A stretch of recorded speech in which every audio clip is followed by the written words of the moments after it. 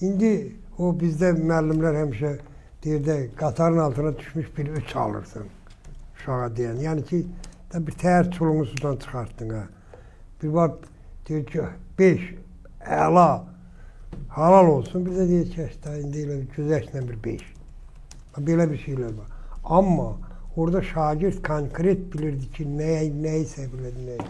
Elə bu ona görə də özünü doğrultmadı. Elə ona görə də Ayaz Salayev kimi insanlar durub oradan sənin dilinə həqarət edir, dil uzadır və hətta elə təqdimat verir ki, Rus bölmələrində oxuyan şagirdlər səviyyəlidir, mədəniyyətlidir, vətənpərvərdir.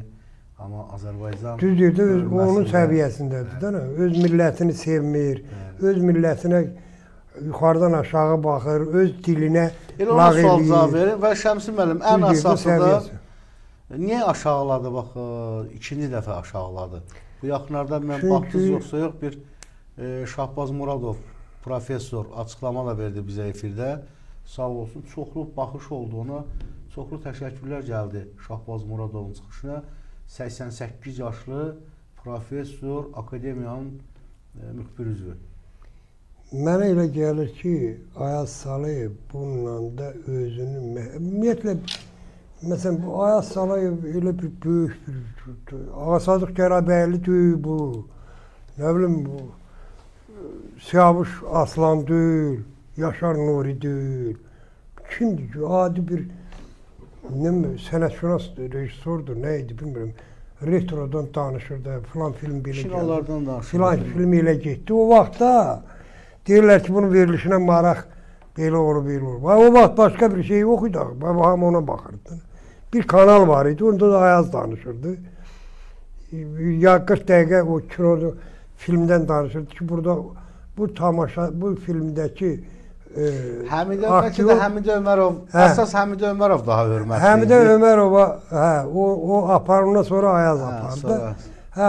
Buradakı bu aktyorun başına bu iş gəlibdi. Ayaz başqa nə yenilik veribdi? Azərbaycan sənətinə, kinosuna, hansı yeniliyi gəldi? İndi onu da deyim, düzür istəyirəm, bu yaxınlarda bu dahi sənətkarımız Lütfiyar İmanovun oğlu demək, zəy vurmuşdu, efirə gələcək, elə Rauf İmanov zəy vurmuşdu.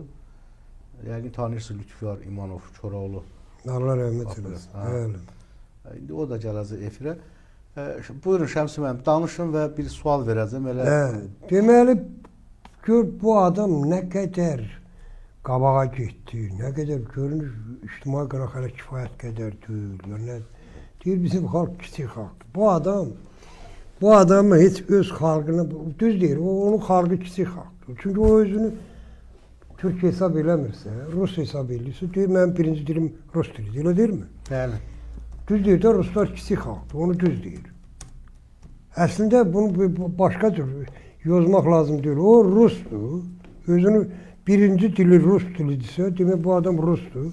Onu da düz deyir ki, Ruslar kiçik xalqdır, həqiqətən kiçik xalqdır, bizdən kiçikdirlər. Rusiyada yaşayan Ruslar, dünyada nə qədər Rus yaşayır? Təmiz Rus. 100. Təmiz Rus. Amma Rusiyada. Özünü öldürsə 40 milyondur. Təmiz Rus. Təmiz Rus. Özünü öldürsə 40 milyon, amma düz deyir də, Azərbaycan türkləri 80 milyon dünyada.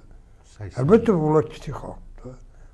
Bu adam bilmir ki, biz Azərbaycan türkləri böyük xalq olduğunu bilmir. O, Rusların kiçik xalq olduğunu bilir. Sən Rusiyadakı neçə yüz milyonun hamısı Türkdür onu yarsa, Uraldan bir yana hamısı Türkdür. Uzaq şərqə qədər. Səhv deyirəm. Düz. Şimali Qafqazda nə qədər Türk var, harada nə qədər Türk, onların da Nekrasovunu götür, Turgenevini götür, Karamazov qardaş, bunların hamısı Türk əsillidir. Hamısı. Əziz dostlar, çox xahiş edirəm, bəyənin paylaşın və Şəmsi müəllim, elə və bu adam özünün səviyyəsi hər dəfə də batır. O biri bataqlığa batır, bataqlıq yenidən çıxmaq istəyəndə biraz da batır. Bu adam biraz da batdı. Bataqlığa xırtdəyinə kimi. Çıxılmaza düşdü. O, indi yəqin ki, təsir agentləri deyirlər də, İndi bunun kimsə bunun mən başqa ifadə işlətmək istəmirəm. Saçma saqqalıma yaraşmır. Adamın qanacağı olar, tərbiyəsi olar, kişiliyi olar. Ha sən bu boyda xalqla sən necə zarafat edirsən? Sən bu türk dili ilə zarafat edirsən. Sən kimsən? Sən kim verib bu səlahiyyəti? Sən pisliyimə təsir vermişsən. Əgər bu xalqın övladı saymırsa, sözünü çıx git, yer git, hardasa yaxşıdır, orada yaşa. Sən nə etməliyik? Başımızın üstündə gəzdirdi, Çinimizə nə etməmisən? Sən Azərbaycan sənətinə, filminə, teatrına nə vermirsən ki, indi bizdən nə istəyirsən?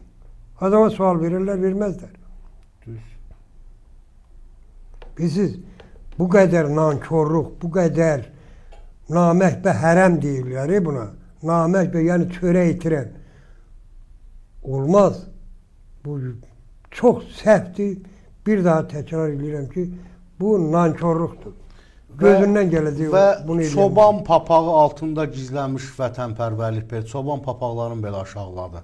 Hə, indi belə çıxır ki, mənim danışım, mənim vətənpərvərliyim onun deməyindən belə çıxır. Mən o papağın mahiyyətini bilmir axı. Çünki bu yaddır, yad adamdır. Və Rus sektorunda övladı təhsil alan valideyn deyir ki, mənim uşağım deyir ki, Azərbaycan sektorunun uşaqları bizdən savadlıdır. Güvəli, düz deyir. Mən 2 məktəbin direktor işləmişim. Bir məktəbdə Rus sektorunda tarix dərsi demişim. Məcburi. Demək, danışmamışam onu sizə. Xeyr. Saatlıda işləyirəm, Ruslar çıxıb gedibdir. Amma məktəbdə Rus bölməsi var.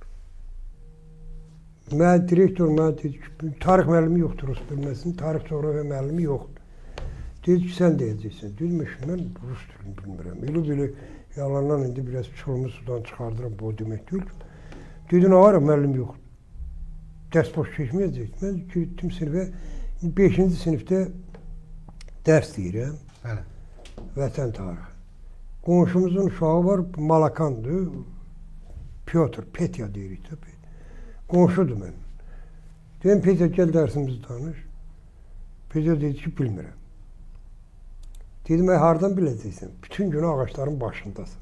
Sən dərs oxuyursan ki, dərs biləsən. Petya başladı, mızırla, müəllim, Həzrət Abbas haqqında ağaçlara dırmaşmıram. Amma həqiqətində ağaclara dırmaşın. Hədə qonşu uşağıdır. Həzrət Abbas'a düşdüm. Mən gəldim, direktora dedim, Tanrıla xanım, mən Rus sektoruna dərs deyəsi oldum. Dedim, nə yaxşı? Dedim, ay Tanrıla xanım, Rus bölməsində bir dənə Rus var, o da Həzrət Abbas andiçir. Onu dərs deməyənə var. Yəni, bax, bu, indi, demək, məcbur bir tər oylu yola verdik ki, qalmasın. İndi, o dərs demək deyildir ki. Mən 2 məktəbdə də direktor işləmişəm, ikisində də Rus bölməsi oldu. Dərman üçün bir savadlı uşaq tapmamışım. Rus bölməsi. Rus bölməsindən olimpiyadaya neçə uşaq gedir? Nə qədər?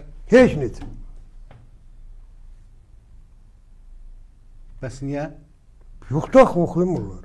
Oxumurlar. Amma deyir ki, bəs çox səviyyəlidir. Kim deyir? İndi 5-6 dənə, 5-6 nəfər də olmasın deyirsən. Azərbaycan sektorundan olimpiyadaya getmək üçün yarış olur. Rus sektoruna yalvarırsan, gitmir.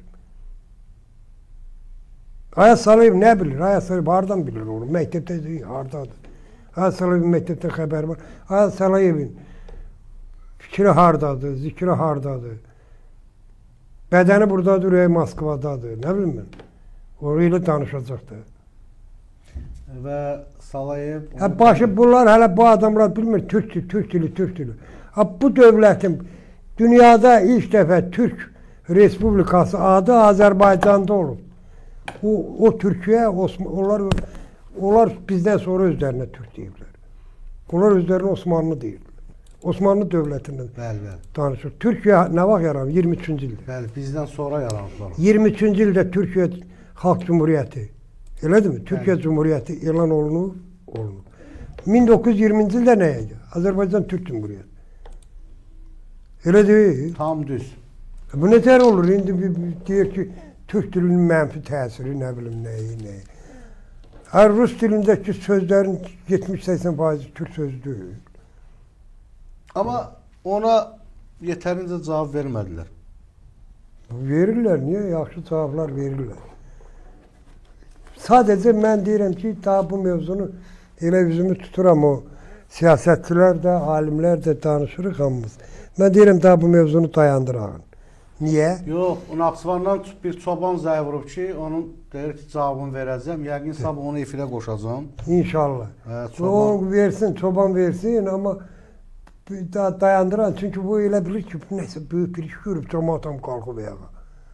Şaşırsan, gözünü matağa mindirir.